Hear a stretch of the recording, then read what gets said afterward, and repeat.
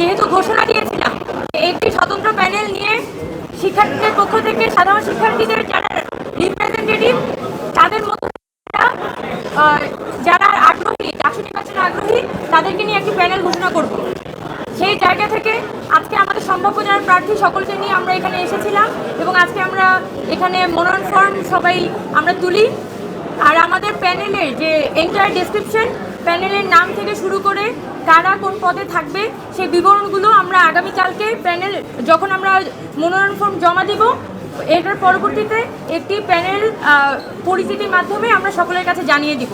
এখনো পর্যন্ত আমরা সাংবাদিক বন্ধুদের কাছে আমাদের যে প্যানেলের বিষয়টি ডিসকাস করছি না, আগামীকালকে আমাদের একটি ব্রিফিংয়ের মধ্যে দিয়ে সব কিছু জানিয়ে দেওয়া হবে। আমরা শুধু এতটুকু বলতে পারি যে ঢাকা বিশ্ববিদ্যালয়কে আমরা এখানে প্রাধান্য দিচ্ছি, যে ঢাকা বিশ্ববিদ্যালয় নিয়ে যারা ভাবে আমরা এখানে কোনো জাতীয় নেতা নেতৃত্ব প্রতিষ্ঠা করার জন্য আমরা ডাকসুকে ব্যবহার করতে চাই না। ডাকসু এখানে ছাত্রদের প্ল্যাটফর্ম এবং প্রত্যেক বছর নির্দিষ্ট ক্যালেন্ডারের ডেট ধরে ডাকসু নির্বাচন হতে হবে। সেই জায়গা থেকে ডাকসুকে ছাত্রদের প্রতিনিধিত্বের একটা প্ল্যাটফর্মে রূপান্তরিত করাই আমাদের আমরা আসলে চাই।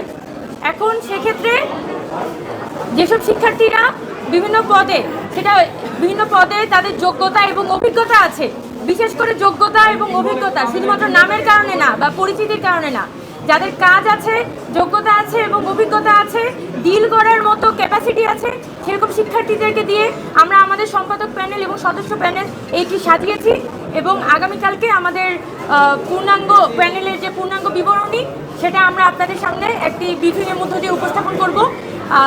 আগামীকালকে বিকাল 3টা পর্যন্ত মনোনয়ন ফর্মটি জমা দেওয়ার সময় নির্ধারণ করা হয়েছে।